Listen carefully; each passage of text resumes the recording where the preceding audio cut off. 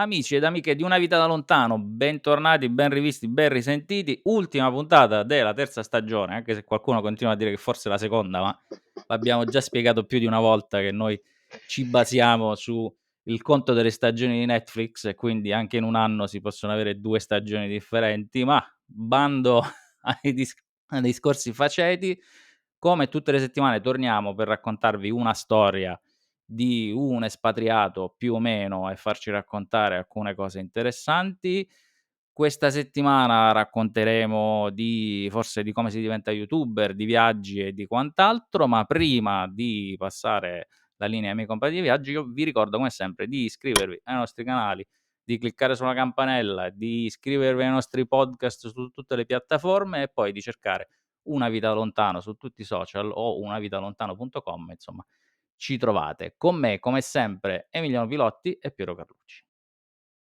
Ma io ho un dubbio, a Sì. ognuno dei nostri followers chiediamo Mh-mh. di iscriversi a tutti i podcast o accettiamo anche quelli che ne vogliono, che dico vabbè, sono sul canale YouTube, Ma basta così. tanto non si iscrivono, cioè l'errore più grosso che uno può pensare è che tutti ti seguono in tutti i canali.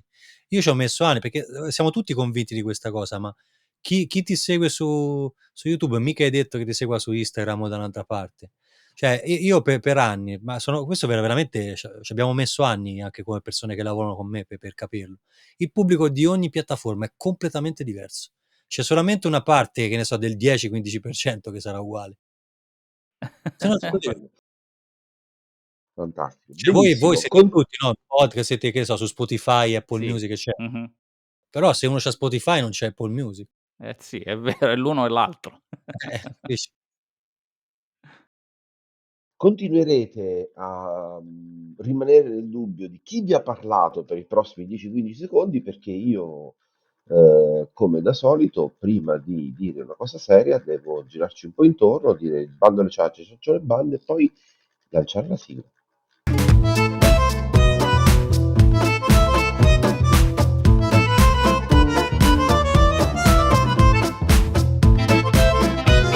Oh, ciao a tutti, ciao Piero, ciao Raffaele. Come avete sentito prima e visto, se ci state guardando su YouTube, abbiamo avuto il nostro primo ospite che si è inserito prima della sigla ed è una novità. A noi piacciono le primizie, quindi lo devo presentare assolutamente subito, senza allungare il brodo eccessivamente, così da farvi capire chi è. È un piacerissimo, come si diceva anni fa in maniera di cattivo italiano. Abbiamo con noi Tommaso Rossi, ma lo conoscerete e lo conoscete già magari come Tommaso in Giappone, quindi in Giappone può diventare il suo cognome. Benvenuto, ciao Tommaso. No, scusate prima, ma pensavo che di qua fanno un taglio, quindi anche se No, non è... Non tagliamo allora niente. Nulla da scusarti. abbiamo nulla di fatto cui scusarti. il briefing, l'incontro iniziale per la prima volta. Io ti ho detto che noi siamo un po' garibaldini, come vedi mi è cascato il post-it, quindi noi andiamo, poi non tagliamo niente, tagliamo soltanto il silenzio imbarazzato sopra i 3 minuti.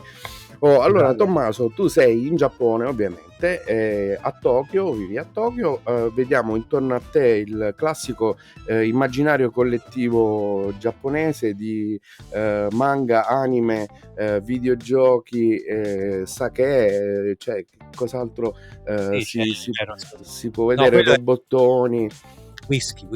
Whisky, meglio ancora perché il whisky giapponese sta diventando il massimo assoluto del whisky sul pianeta, non si direbbe, poi ci si potrebbe fare una puntata a Si parte. dovrebbe fare una puntata. Esatto, allora noi intanto cominciamo col conoscerti, col farti qualche domanda per sapere chi sei. Lo diciamo subito ai nostri ascoltatori: potete trovare Tommaso cercando Tommaso in Giappone tutto attaccato su tutte le piattaforme possibili e immaginabili. Sul suo canale YouTube sicuramente ci sono alcuni video che raccontano la sua esperienza, in cui Tommaso si racconta. Quindi se non vi basta quello che racconteremo in questa nostra puntata di Una vita da lontano, potete fare da soli, c'è il self-service, tranquilli. Allora Tommaso, da dove sei partito? La tua storia da dove comincia? Io vengo da un piccolo paese della Toscana che si chiama Cassionfibocchi, in provincia di Arezzo, e insomma un paese nella campagna toscana in cui sono stato sempre bene, eccetera. Però sai, io faccio 42 anni il mese prossimo, anzi no scusa, il mese prossimo, il 15 luglio, quindi già questo mese faccio. Auguri in anticipo. Grazie Quanto mille, sei giovane. faccio 42 anni, e però come tutte le persone più o meno della mia età, più o meno 4-5 anni più, 10 anni di più o meno, siamo tutti stati un pochino, come dire, influenzati dal grande arrivo della cultura giapponese, con i cartoni animati giapponesi, no? Che si chiamano anime proprio, alla fine degli anni 70, inizio degli anni 80, ed è stato un colpo di fulmine quando per la prima volta ho visto Mazinga, Goldrake, eccetera, ma soprattutto quando ho cominciato a giocare con sapete, non so se vi ricordate, dei Jumbo, che erano questi alti 75 centimetri in vinile alla fine degli anni 70, inizio degli anni 80, un Goldrake che era alto quanto me sostanzialmente la prima volta che ci ho giocato, e come detto, come ho detto tante volte, come ho scritto anche nel libro, è stato quello che, come dire, quel robot è stato la causa di quasi tutte le scelte, di tutte quasi le decisioni che ho preso in vita mia, perché questa passione che per questo paese, che è nata per un aspetto estremamente pop come lo sono gli anime, ma poi dopo sono arrivati anche i videogiochi, perché non solo gli anime, ma anche i videogiochi e i manga, e crescendo poi anche come dire, a aspetti meno pop come la cultura, la tradizione, la lingua, eccetera, mi hanno poi portato piano piano a poter pensare che tutta questa mia passione poteva essere tramutata in una scelta di vita e susseguentemente in un lavoro, ecco. Ed è nato tutto così, un po' per gioco, e anche i social sono nati, anche il sito, che è stata la prima cosa che ho fatto in rete, è nato così, senza scopo di diventare famoso, ricco, eccetera, perché comunque ricco non si diventa ricco, non si diventa uguale, ma con questo, però comunque sia, è nato tutto dalla passione. Sono convinto che se l'avessi studiato come un business non avrebbe avuto gli stessi risultati, perché quello che mi ha mosso per anni non è stato né la fama né tantomeno la smania di guadagnare i soldi, ma semplicemente la passione.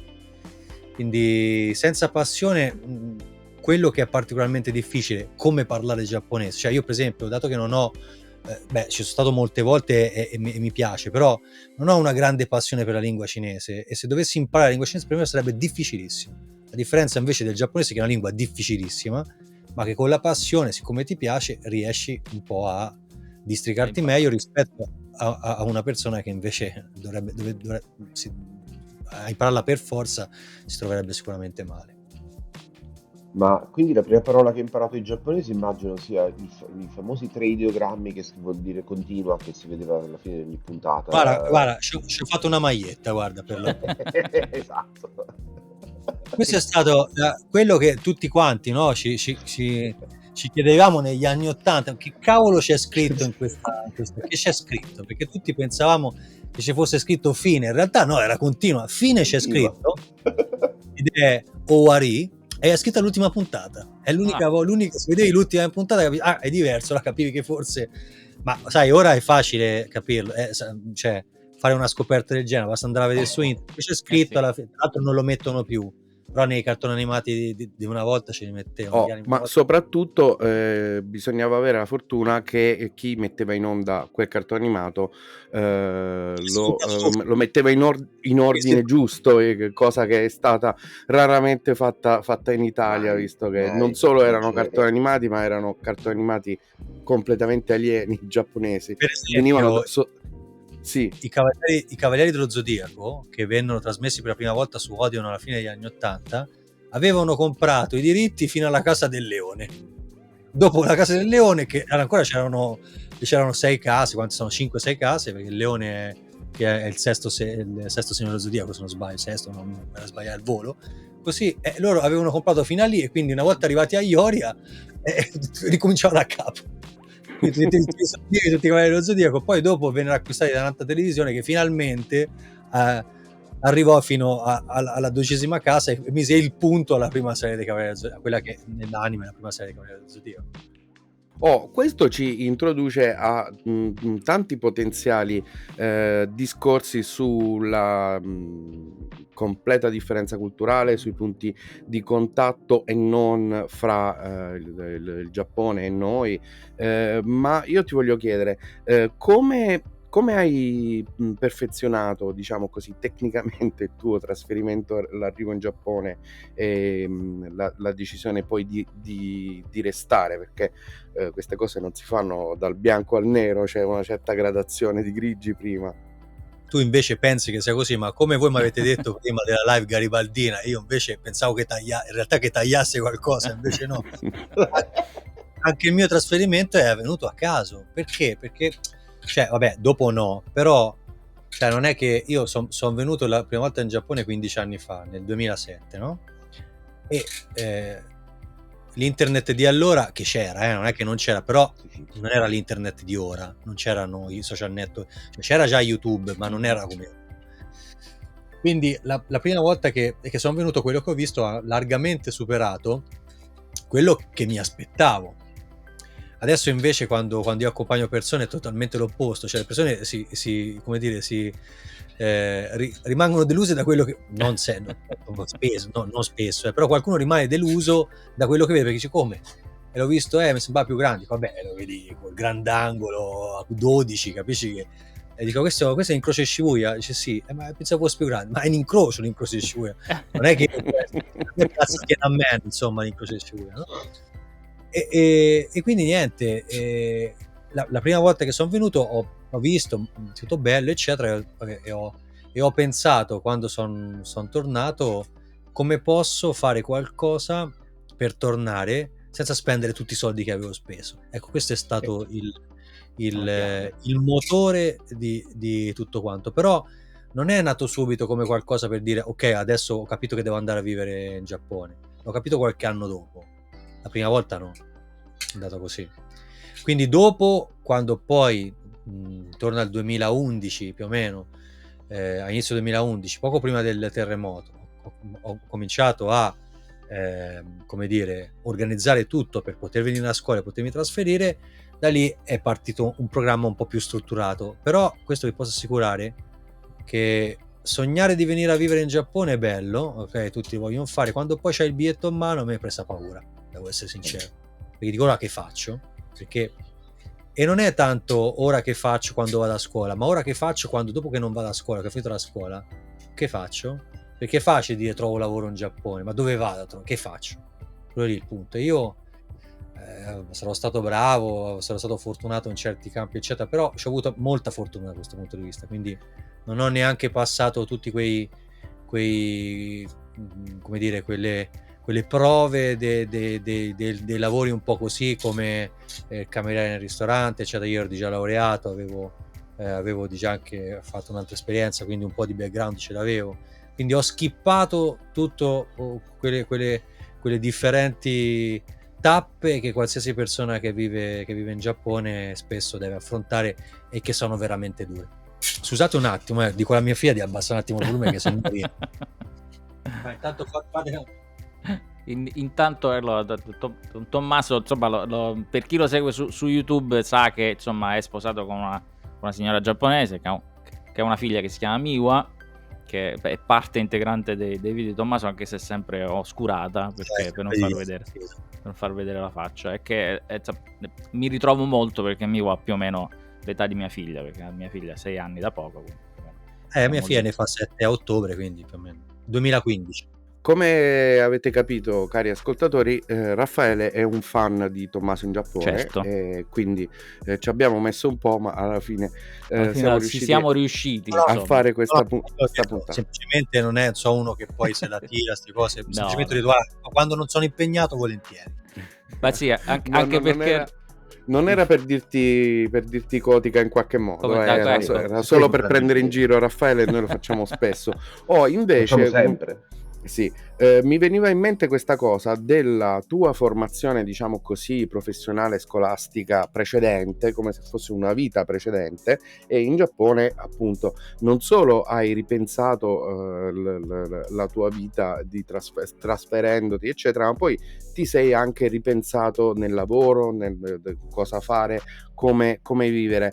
Il fatto di, diciamo così, come potrei definirlo, una guida esperta, un organizzatore di viaggi, con Organizzatore, sì, sì, sì, sì. con un più, diciamo così, intanto è un'attività fichissima per qualcuno che ama un altro paese, e in questo modo è come se continuassi a viaggiare di continuo. Anche se vedi sempre gli stessi posti, questo scusa se interrompo. Sì, dopo un po', come tutti i lavori, magari diventa ripetitivo, però che ne so, dopo un po' magari puoi inserire nella rotazione un posto diverso. Nel contesto, no? Perché molto spesso, no? Come diceva John Lennon, be here now, l'importante non è dove sei, ma esserci, no?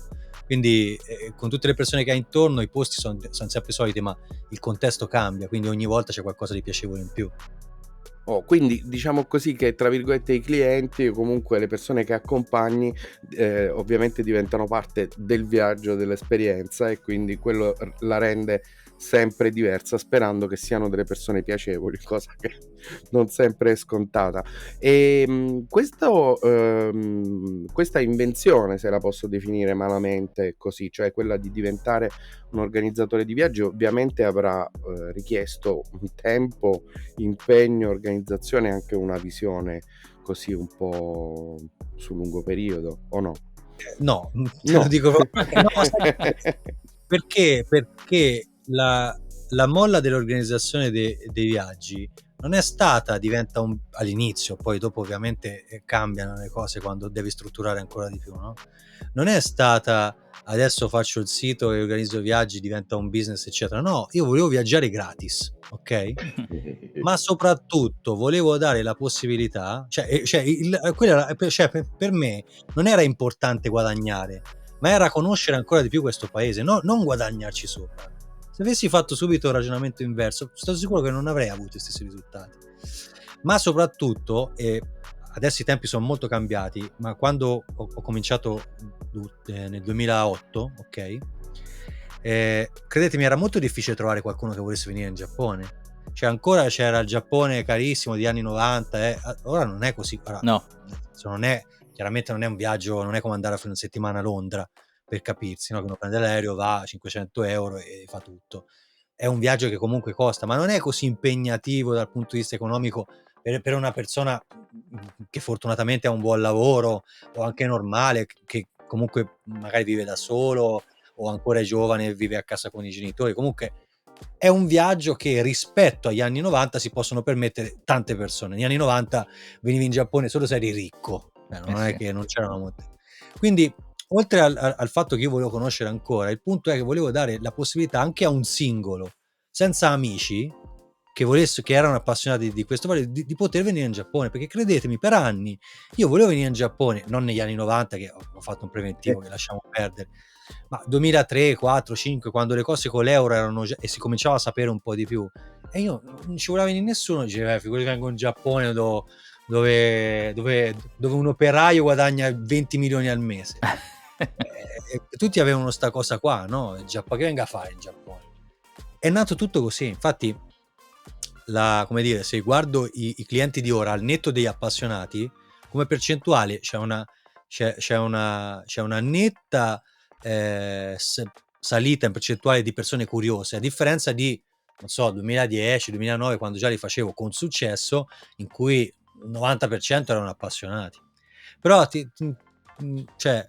uno pensa che chissà ora è tutto strutturato, organizzato, contratto, l'organizzatore tecnico è un grande tour operator. Anche prima c'era l'organizzatore tecnico, non è che facevo io, che era sempre un tour operator.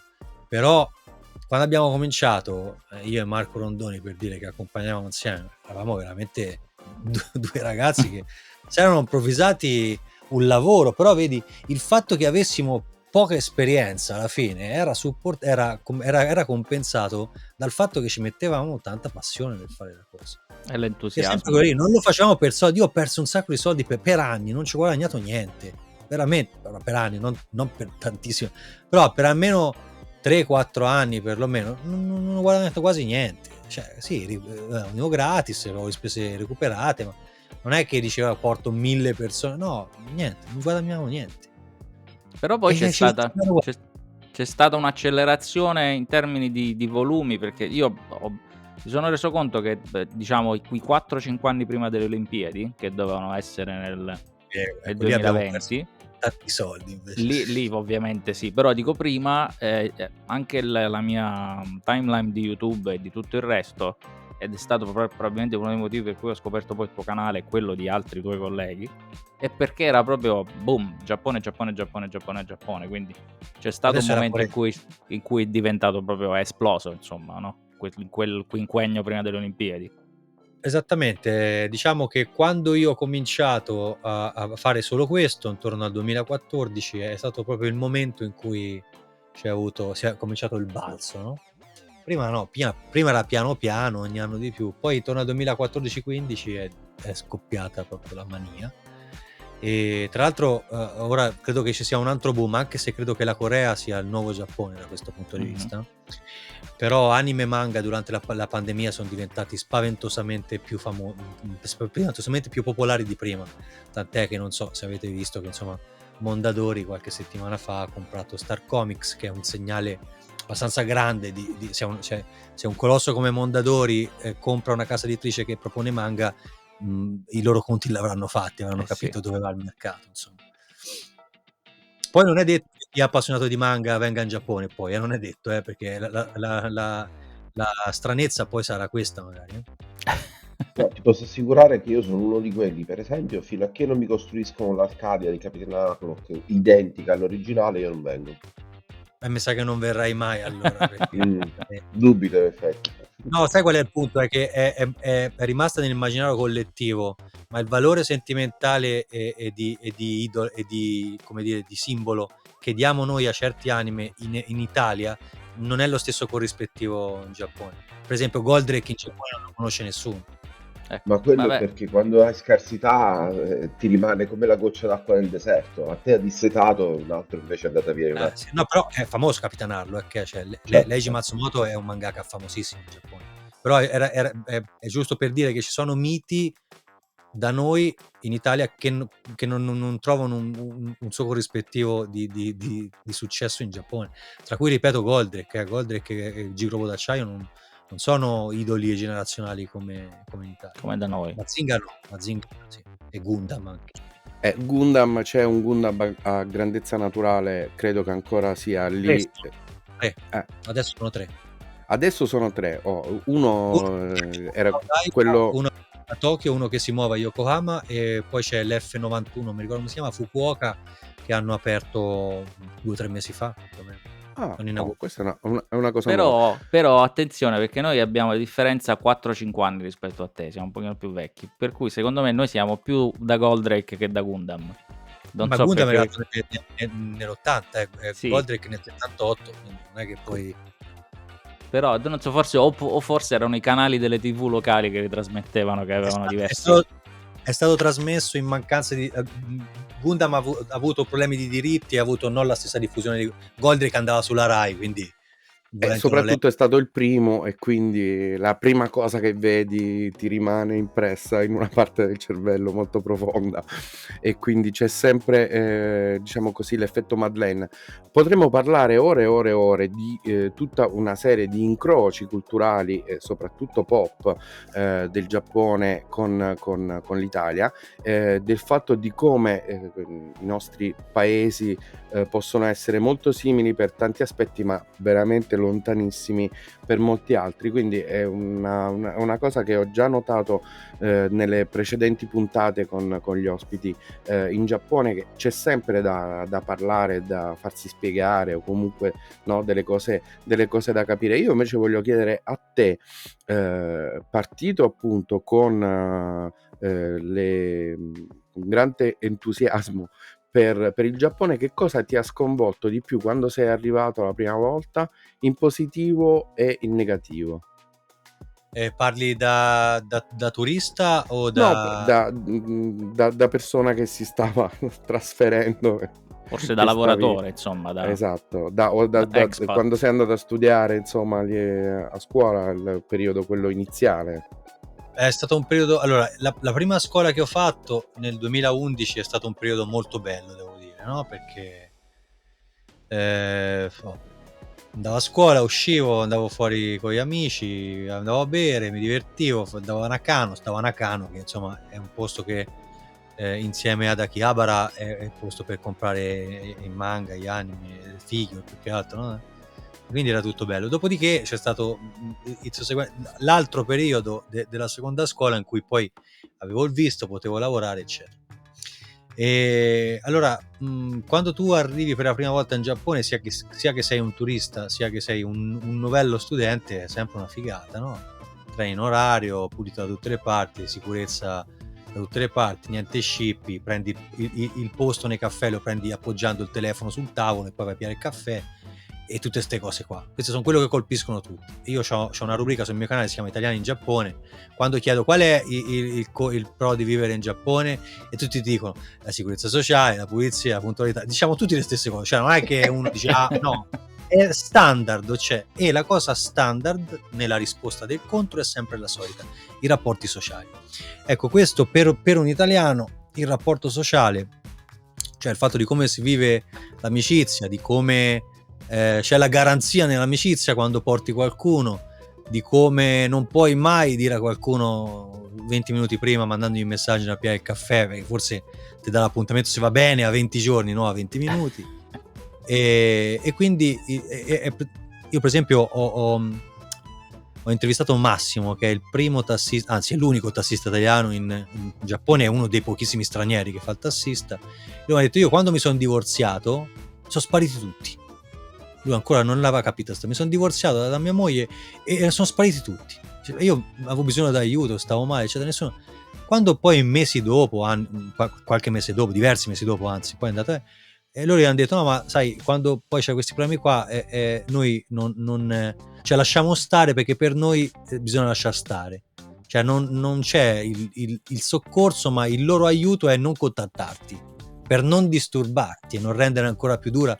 Invece da noi è esattamente il contrario, no? Cioè io per esempio ho vissuto un periodaccio in Giappone molto brutto, tant'è che sono andato via non sapendo se sarei tornato oppure no. In quel periodo lì, che è durato poco, sono stato quasi circa 3 mesi a casa, il mio migliore amico Davis veniva a suonarmi al campanello per dire: forza, andiamo fuori. Io non volevo uscire, lui mi portava fuori e qua sarei stato in casa per 3 mesi. E questo qui è il punto. Quindi questo è quello che sconvolge sempre più di tutti, e che riesci a sopperire se ti riesci a creare un gruppo di amici. Molto spesso quelli che riescono a crearsi questi gruppi di amici, qual è il problema? È che molto spesso non vivono il Giappone perché sono trasferiti. Cioè, non so se voi, Sì. anche voi che vivete all'estero è così, no? C'è la bolla degli enti, no? L'ambasciata, che sono tutti amici, ma nessuno parla la lingua del posto, nessuno, in pochi parlano la lingua del posto, in pochi hanno le difficoltà dell'expat come me, che io il nome in katakana, quell'altro lo vuole in alfabeto e quell'altro non va bene, il timbro, cioè non ce l'hanno questi problemi, non c'hanno uno che gli parla per loro dietro, no? Mm-hmm. Ecco, questo qui è la cosa, che quelli che vedo che in Giappone è stato io non è che sto male, questo non voglio dire che sto male a Tokyo, però vedo che la maggior parte delle persone che tende a farsi sti salotti bene, le cose simbolo dell'intelligenza di chissà, sono tutte persone trasferite di grandi aziende o di enti. Non so se da voi è così nel resto del mondo. Dipende, nel senso che il fatto della bolla io la trovo adesso, perché faccio un lavoro per cui devo fare delle tu stai anche in un paese dal punto di vista culturale un po' più vicino, molto simile, sì, però è vero anche che se non fai lo sforzo tu di diventare amico degli irlandesi, diventa veramente complicato. Io ovviamente, avendo sposato una signora irlandese, ho avuto, diciamo, una corsia preferenziale, però vedo che ci sono sempre queste bolle di italiani, di spagnoli, di francesi che stanno tra di loro. E anche nel posto dove lavoriamo, siccome i team sono fatti da persone con il team italiano, il team francese, il team spagnolo, per cui vivono tra di loro, nelle loro bolle, e difficilmente poi vanno fuori, e quindi anche lì si lamentano perché dicono gli irlandesi non diventano nostri amici, ma perché non fanno loro in questo caso lo sforzo di inserirsi un pochino di più nella Io società. per molti anni ho avuto un gruppo, però vai, capito, dopo quando ti sposi che c'hai figli, è come se tu si vai a lui ormai basta, non lo disturbiamo più. Cioè non è che dici proviamo a sentirlo, ma no, ormai non lo disturbiamo. Non è che mi hanno eliminato perché sono cattivo, mi hanno eliminato perché sono sposato con figli, quindi non posso essere disturbato. Vabbè, con questo non voglio dire che non ho amici italiani. Io ogni settimana 3, 4, 5 amici con cui mi vedo, che vado a Chiabara, a questo posto sempre di anime, manga eccetera. Oppure oggi per esempio è venuto questo mio carissimo amico, il mio miglior amico qua, che poi mi ha aiutato a fare questo video, quello che dicevo prima.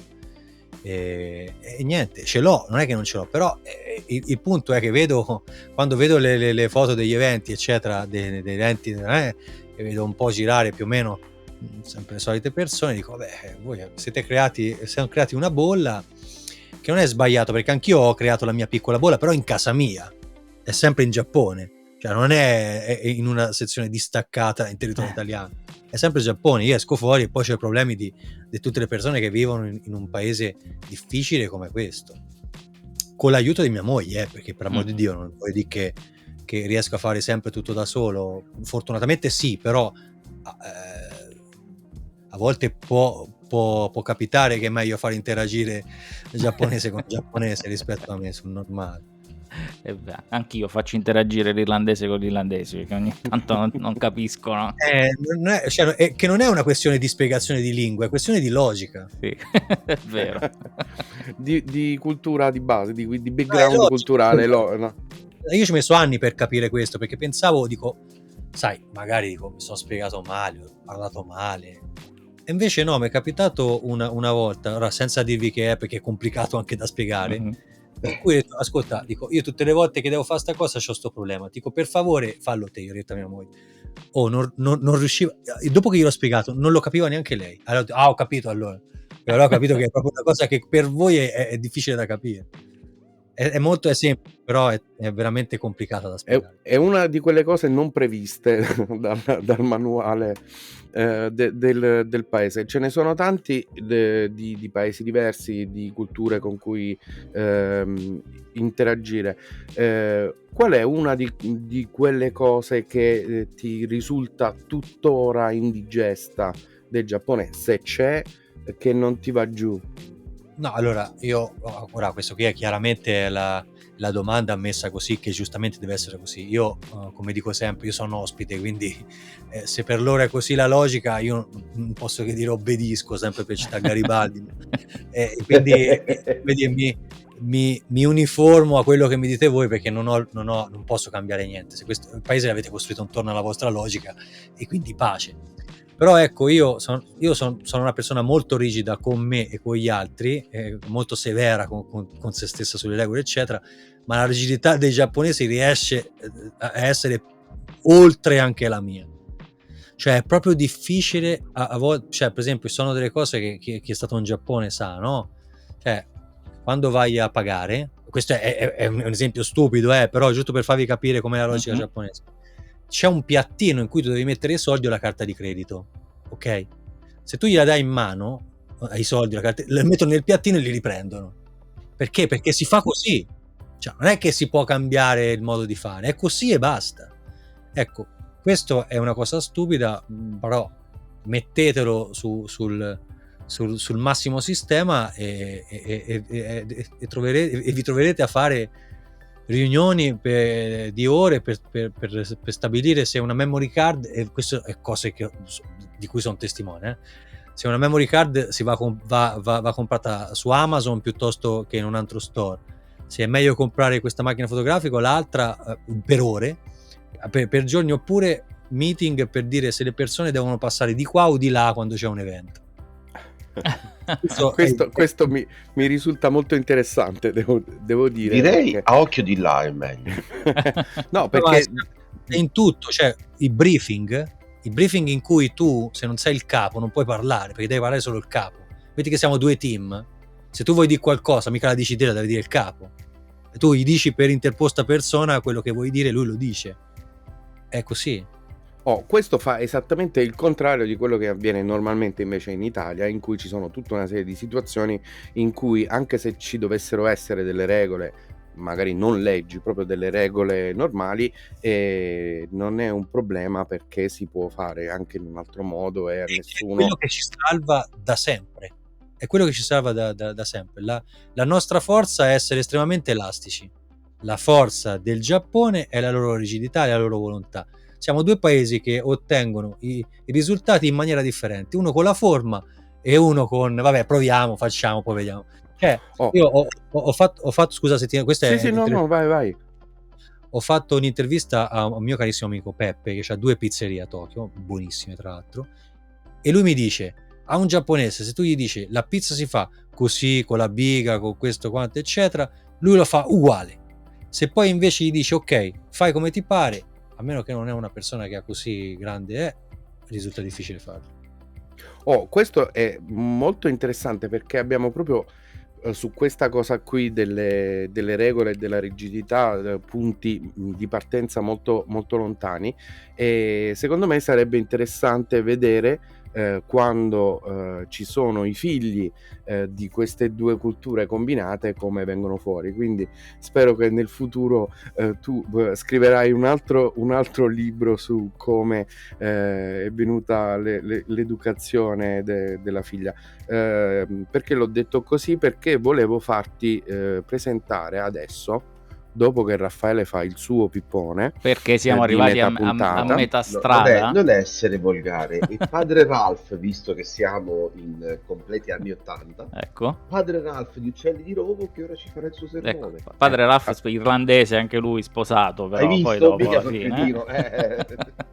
Quindi no, come sempre, visto che siamo arrivati più o meno a metà, anzi forse l'abbiamo superata, perché la chiacchierata va via veramente, veramente facile, vi ricordo come sempre di iscrivervi ai nostri canali, di andare su unavitadalontano.com, cercarci su tutti i social cercando Una Vita da Lontano, e ovviamente cliccare su tutte le campanelle di tutti i podcast possibili e immaginabili, così sapete quando c'è una nuova puntata di Una Vita da Lontano, che generalmente viene pubblicata tra il giovedì e il venerdì della settimana, ma poi insomma ogni tanto ci spostiamo, e visto che questa comunque è l'ultima puntata della stagione, insomma ricordiamo. magari insomma tenete l'occhio sui bonus che possono apparire durante l'estate. No, bonus content, scusami. Bonus content, scusa. Allora, prima del sermone, quindi volevo far presentare a Tommaso il libro, farcelo vedere anche in video per i nostri amici su YouTube, così potete andare, e eccolo qua, Life in Japan. Life in Japan è edito da Rizzoli, e qui sotto c'è scritto: vita, tradizioni, curiosità e luoghi nascosti di un paese che non finisce mai di stupire. Ed è questo qui, è vero, no? Può sembrare il titolo un po' clickbait, cioè come si direbbe su internet, clickbait, ma in realtà è vero, perché tutto quello che c'è qui dentro è quello che cioè ci sono nella parte finale anche dei consigli di viaggio, itinerari, del cibo eccetera, ma sostanzialmente qui dentro è quello che finora sono riuscito a capire nella prima parte, no? Che è divisa in tutta la mia vita, nelle tradizioni, la festività e tutto quello che c'è diviso in capitoli, mentre la parte finale, che non è molto lunga in realtà, è appunto sul consiglio di viaggio, l'altra è la mia vita, e qui dentro c'è tutto quello che sono riuscito a capire finora, fino adesso, perché veramente ogni giorno che passa ne scopro altre cose della cultura giapponese, soprattutto di quello di cui parlavamo prima, della logica, no? Cioè il modus operandi e vivendi del popolo giapponese per me è in via di scoperta tuttora, dopo 11 anni che vivo qua. La prima volta che sono venuto in Giappone pensavo di conoscerlo questo paese, ma in realtà no, è impossibile conoscerlo. Cioè puoi intuirlo, puoi provare un pochino a decifrarlo, è come i social, no? Sai, uno c'è l'algoritmo, adesso ho capito, faccio no, non è vero, non lo puoi capire.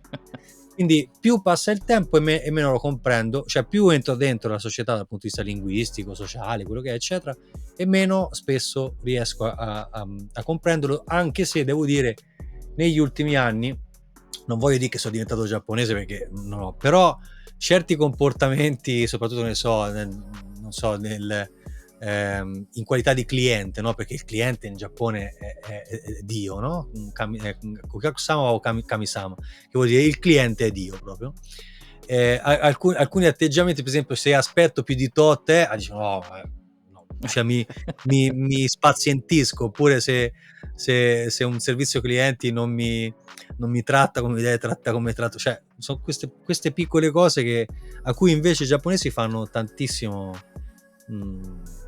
caso, no? Per esempio mi è capitato qualche anno fa al customer care online di Air China, in cui io capisco quando chi parla non è giapponese dall'accento, no? E questa operatrice cinese che parlava benissimo giapponese erano le 10:30 di sera, si vede che era stanca, e dopo la domanda ha fatto il sospirone, no? Io e mia moglie, che eravamo via voce, siamo messi a ridere subito, perché è impossibile che in un servizio clienti uno ti faccia trasparire il fatto che è stanco, cosa che non mi avrebbe assolutamente stupito 15 anni fa se avessi chiamato lo stesso call center in Italia e una ragazza o un ragazzo alle 11 di sera mi avrebbero risposto un po' stanchi, non mi avrebbe stupito. Oppure come quando, per dire, mia moglie aveva bevuto un pochino e non tanto, però aveva bevuto un po' di più, alle 1:30 di notte, alle 2 di notte ha chiamato il servizio clienti della Nestlé per ordinare le capsule del caffè. E dico, ma questo, vedevo che telefono, dico, ma chi chiami? Chiamo per ordinare il caffè. O ha risposto.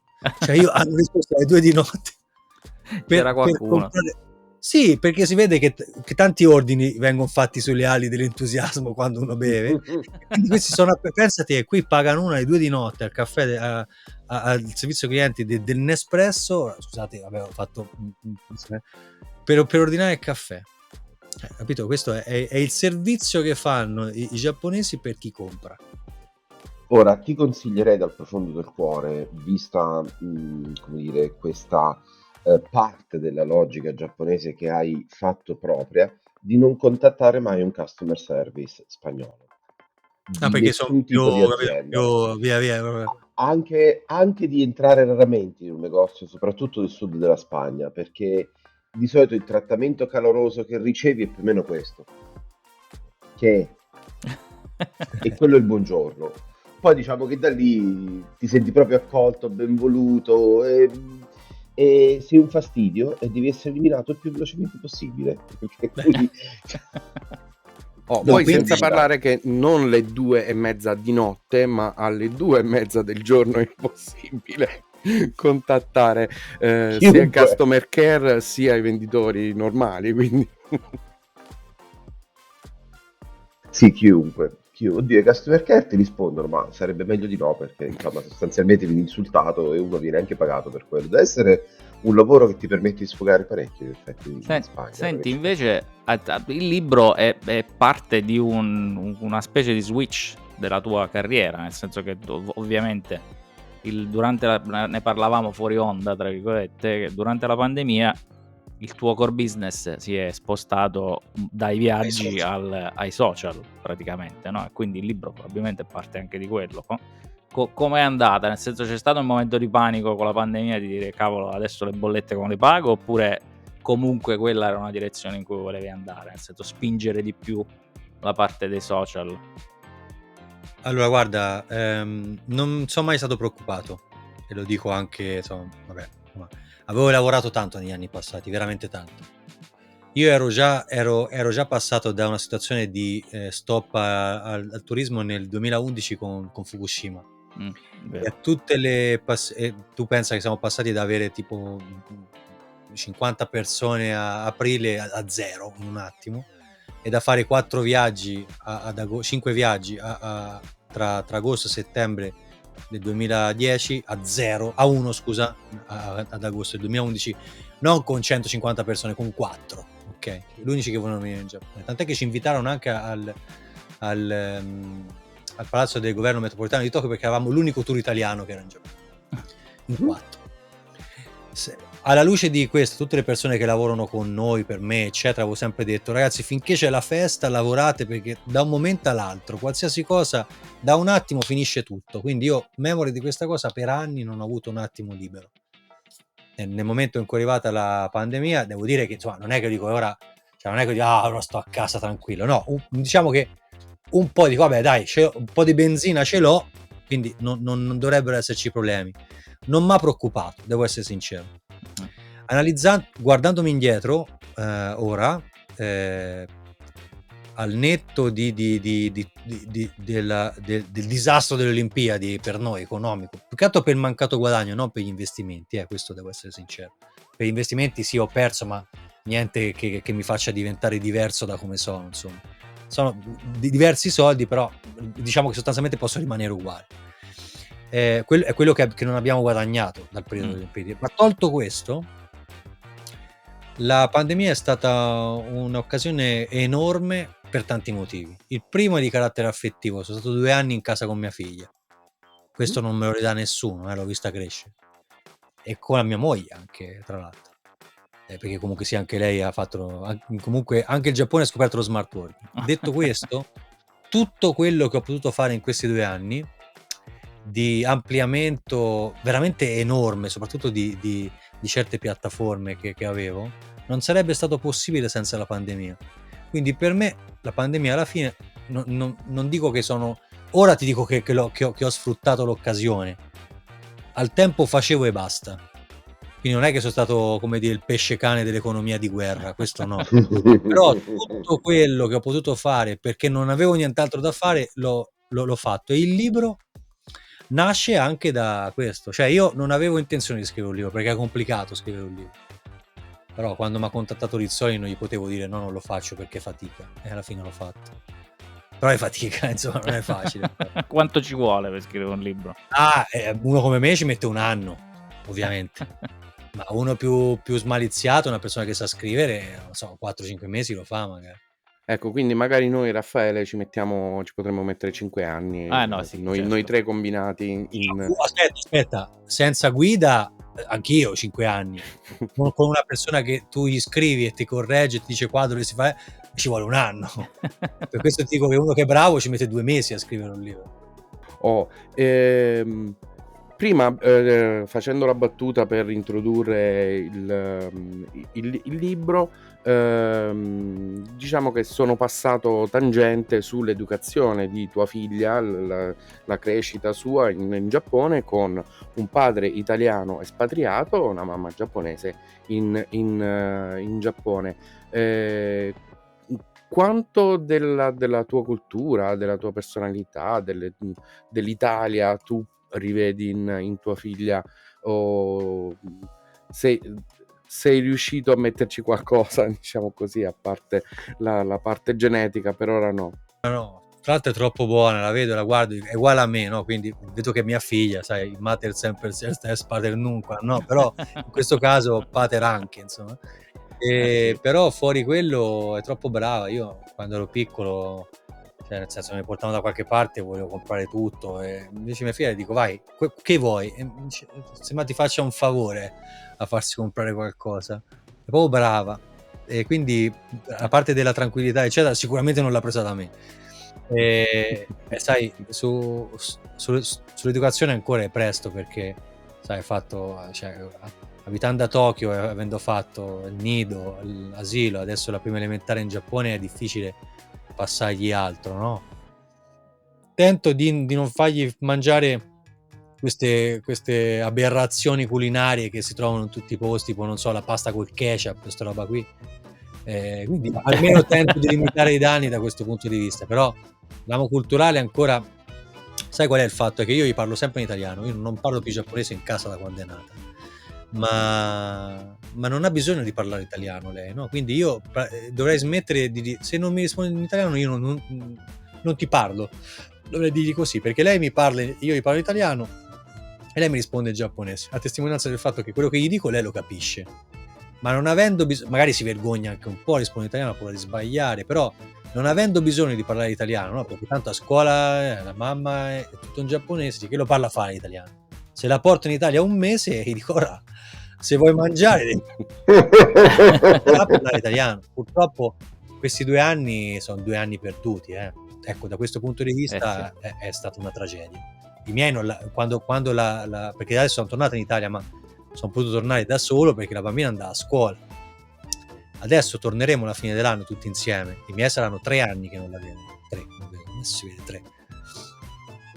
E comunque è un viaggio Che su impegnativo 7 dal non fa. Giappone tornare in Italia. Vabbè, Ci vuole organizzazione, ci vuole un po' di Ci tempo, vuole- diciamo, non è no, che torni per 3 giorni. soldi e basta. Sì, il tempo perché, sono soldi. perché si paga per 3, perché fino a 2 anni ovviamente non pagano, Fino a poi 2 dopo anni, quando gli davano un posto nella bassinet, lì nella culla, cioè. Dopo paga quanto un grande, cioè un po' meno, ma no. e non produce reddito, quello è il problema, perché nel senso che sono... fulmina. Quindi devi solo pagare. Sì, no, ma c'è molto di simile anche qui, perché nel senso che mia figlia parla ovviamente solo in inglese. Parli Io italiano, parlo con lei in italiano io parlo italiano e lei risponde in inglese.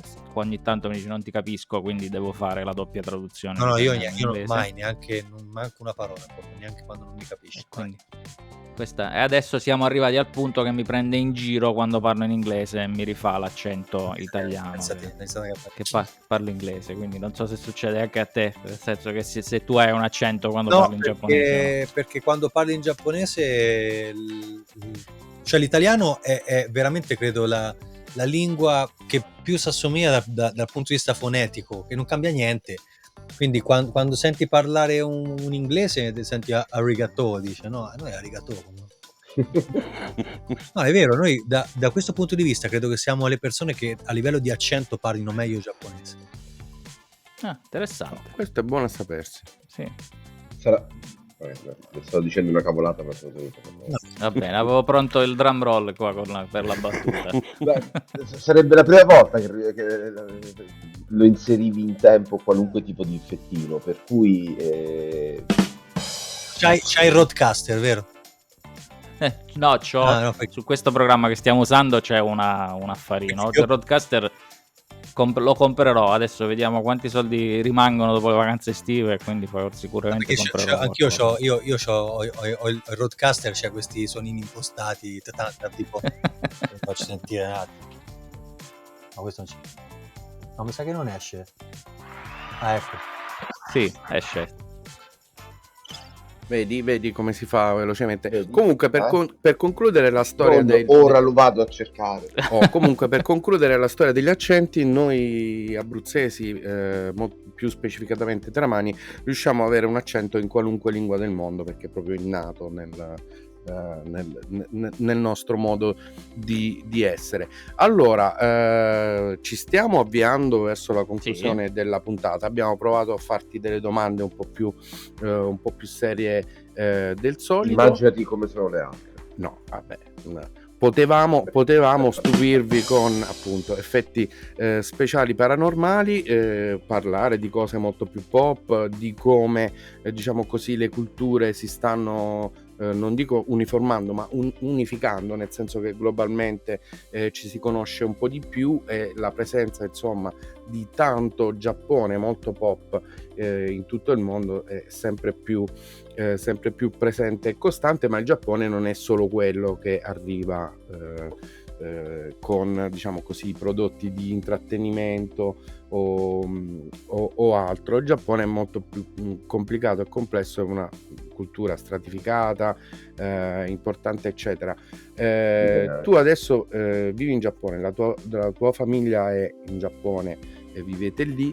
Hai mai non in Italia? Guarda, ho già capito dove vuoi arrivare. Ecco, perfetto, questa è intanto la risposta. E nemmeno in pensione? Non c'è anche tu i 6 mesi in Giappone, 6 mesi in Italia, come io ci avrò il mio dream di 6 mesi in Italia e 6 mesi in Irlanda, che non succederà mai perché non andremo mai in pensione. Ma bravo, quindi volevo dire questo, quindi niente. No, comunque sì, mi piacerebbe. Cioè io, sai quando è, per esempio, quest'anno sono tornato potendo, dopo 2 anni e mezzo, a giugno, perché l'estate a fine giugno in Italia è un po' bella, c'è poco da fare. Però non lo so, io sono una persona molto abitudinaria e qui ormai io ho tutto quanto, capito? È quello lì il punto. Cioè, ormai mi sono fatto, c'ho una routine, al di là del montare video, insomma, al netto di queste cose qua. Ci sono tantissimi ristoranti di tante cose, di tante cucine da tutto il mondo. c'ho quello che mi piace a poco, c'è molta cultura, devo avere una mostra, quello che è. E credimi, è proprio difficile adesso tornare, e tutte le volte che torno, 10 giorni benissimo, dopo 10 giorni un po' comincio un attimino a dire ma qua che faccio? Anche perché sono finiti i tempi in cui esci alle 2 del pomeriggio e sono tutti al bar che ti aspettano a prendere il caffè. Questa a 17 anni, 18 anni, 20 anni era così, ma adesso ognuno ha la sua vita, ha la famiglia, figli, chi non ce l'ha comunque c'ha la sua vita, e quando vado al bar, io in questo piccolo paese mi trovo in mezzo a persone che non ho mai visto, perché quando ero lì magari erano appena nate o comunque erano piccole.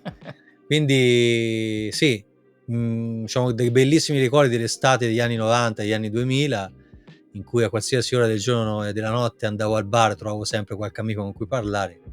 Adesso è differente, e tolto, come dire, la nostalgia estiva per il sole alle 9:30 di sera, per la famiglia e per alcuni amici, per il cibo e per tutto il fuinki, come si dice in giapponese, l'atmosfera, alla fine sto bene qua. L'autunno invece assolutamente starei comunque in Giappone, perché l'autunno qua è bellissimo. Quindi il foliage è tutto per Sì, è per me è il periodo più bello anche per venire in Giappone. Non che se vieni se venite quando c'è la fioritura dei ciliegi sia brutto, perché anche quello è Come dire. però personalmente, e guardate, se lo chiedete a tutti quelli che vivono qua, credo che il 90% delle persone vi dicano che l'autunno è la stagione più bella. È veramente bello l'autunno in Giappone, e non tornerei, cioè per me, mi ricordo ottobre e novembre sono sempre mesi, erano in Italia un po' così. Qua novembre è bellissimo, veramente. Ok, quindi ci organizziamo per il No, prossimo anche Halloween. fine marzo-aprile, non è che è brutto, aspettate bene, però il mio personalista, Però forse è anche meno costoso, no, è uguale, dal punto di vista del viaggio. È uguale. Come diceva Rino Tommasi, nel mio personalissimo cartellino era, come dire, novembre è il top momento per venire qua. Quindi sempre con Tommasi, novembre, Circoletto Rosso. Sì, esatto. Ecco, questa anche qui, se non ci avete almeno 40 anni non la capite, però insomma poi mettiamo dei sottotitoli. Neanche Rino eravate Tommasi, appassionati credo, di neanche Rino Tommasi, sai, o ti piace il tennis oppure Rino Tommasi è difficile. Il pugilato. Esatto, certo, perché il personalissimo cartellino lo faceva, spesso lo diceva nelle pubblicità quando faceva quelle serie di Agostini sui pugili, no? Sì, tra l'altro adesso, proprio per chiudere il momento cultura pop, il compagno di Rino Tommasi, che era Gianni Clerici, nei commenti delle partite di tennis, è venuto a mancare qualche settimana fa. Quindi insomma, grande Gianni Clerici. Quindi la domanda standard sul tornare in Italia eccetera hai risposto nettamente e chiaramente. Invece io una domanda te la faccio sul vivere a Tokyo, se pensi o dopo dai, dammela intanto. Scusate, prego. Tutto là, se no non... Mamma, però potevi fare te, scusate, scusate. Vabbè, dille che insomma altri 3-4 minuti abbiamo finito. No, è che c'ha coso di Animal Crossing, se non salva le cose poi si rovina tutto, insomma. Scusate. Invece questa sarà chiaramente la clip di presentazione. Un attimo che metto un marker qui. Volevo fare questa domanda rispetto a vivere a Tokyo, che è una città gigantesca, complicata come tutte le grandi metropoli del mondo, cioè se hai pensato di trasferirti, che ne so, in campagna o una cittadina più piccola come... Lo escludo categoricamente. Io vado spesso dai miei suoceri in campagna, bello, per amor di Dio, ma più di un giorno, 2 non riesco. A parte che poi se ci vai da sto periodo in poi c'hai degli insetti grandi quanto dinosauri, quindi io poi gli insetti li odio. E altre città fuori Tokyo no. Allora, Osaka probabilmente sì, perché ha una dimensione più piccola, quindi puoi fare un po' più a piedi, se stai in centro fai tutto quanto. Tokyo non ce l'ha un centro, quindi se stai da una parte sei lontano da un'altra. Se invece stai a Osaka in centro, sei in centro e più o meno a piedi vai da tutte le parti. Osaka è grande, non è che è piccola, però diciamo c'è un centro identificabile da Shinsaibashi, Namba, Yodoyabashi, Minami in generale, in cui comunque alla fine ti puoi muovere a piedi. Magari ti metti 20 minuti a piedi, però a Tokyo 20 minuti a piedi non è che vai chissà dove, insomma. Poi dopo, ripeto, Osaka è molto grande, però comunque sia c'è una parte centrale abbastanza contenuta e bella in cui puoi fare tutto. A Tokyo invece no. Se devo andare a abitare in campagna, francamente ritorno in Toscana, ecco. Che male non è? No, non è male per niente, cioè sono due campagne differenti. Da me c'è il grano e le vigne e qui c'è il riso, basta. Riso A perdita d'occhio. Ecco. Un po' di orto, una cosa del genere, ma insomma il riso principalmente. Ecco, ma quando fai il risotto, il riso lo lavi lo stesso o no? No, non lo so, sai che non lo so francamente. Io lo lavo sempre il riso quando lo faccio. Perché questa cosa di lavare il riso è una roba che noi italiani non facciamo. Fino a che l'acqua non diventa, cioè praticamente lo sciacquo fino a che l'acqua, e quindi sciacquo verso lo giro un po' e scolo l'acqua, poi lo rilavo eccetera, e ogni volta che fai questo passaggio l'acqua diventa bianca, torbida, fino a che l'acqua non rimane trasparente. Quando non diventa più torbida vuol dire che è cotto, è cotto, vuol dire che è pulito per bene. E loro dicono più rimane l'acqua pulita e più poi è buono il risultato finale. Va bene, quindi devo provare col risotto. Però e da Brera Bursesi abbiamo concluso praticamente la puntata col cibo, siamo sempre finiti qui. Non abbiamo parlato quasi niente di cibo, quindi che è una rarità. No, è una rarità effettivamente. Piero? Invece ritornando a bomba sulla chiusura, addirittura nelle origini, hai detto sei di Castiglion-Fibocchi. Sì, poi sono state trovate davanti a casa mia le liste della P2, forse non so se volevi arrivare. Ecco, per quello ti volevo chiedere, visto la puntata anni 80, sei rifugito dall'Italia per non relazionarti con il tuo concittadino. No, tra l'altro non è di Arezzo di Cegelli, è di provincia di Roma, credo che sia, però ma viveva lì. Abitava ad Arezzo, ma aveva questa proprietario di questa fabbrica che è esattamente davanti a casa mia. Sì. Si chiama Giole e non è proprio però fa conto, se scavalco il recinto di casa mia, vado in casa del vicino, scavalco il recinto suo e sei dentro la Giole. Ecco. Quindi non è stato quello il motivo della fuga. Per cui vi abbiamo dato un sacco di suggestioni di cose da controllare se siete troppo giovani o molto più giovani di noi. Abbiamo parlato di cose appunto della nostra generazione come suggestioni.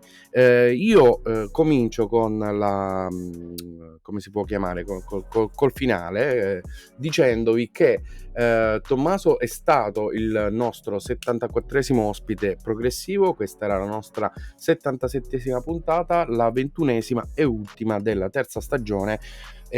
Non so se faremo una quarta stagione o se continueremo la quinta, semplicemente a mettere in fila le puntate così con un progressivo generale. Non so, dipende da come me le indicizza Apple Podcast e Spotify, quindi questa è la cosa migliore. E al di fuori del nostro controllo, io per primo ringrazio Tommaso di essere stato con noi. Secondo me abbiamo grattato solo la superficie, non solo del Giappone, ma proprio della tua esperienza e delle cose che ci potresti raccontare, che sarebbero interessanti. In questo paese ci puoi fare 45 serie da 23 puntate.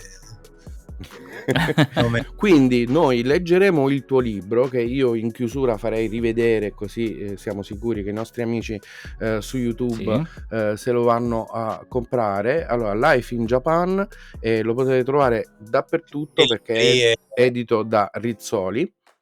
Che lo vedete bene preciso. Poi Raffaele lo mette anche poi metto tutti i link sotto, in descrizione, eccetera. Trovate i vari link di Tommaso, dei social e del canale YouTube e ovviamente anche del suo sito, che è dondake.it. Che l'hai letto correttamente invece che dire Dondake. Io sono un fan, quindi non è che quindi io per primo ti ringrazio e saluto te e i nostri ascoltatori, lasciando ai soci il finale tecnico, a meno che Tommaso non ci voglia dire qualcosa per chiudere prima della chiusura nostra. Si può tornare finalmente in Giappone, quindi se volete venire in Giappone, al di là del fatto che veniate con me, con il nostro gruppo o per conto vostro, sono convinto che un viaggio in Giappone, se si ha la possibilità, è da fare almeno una volta nella vita.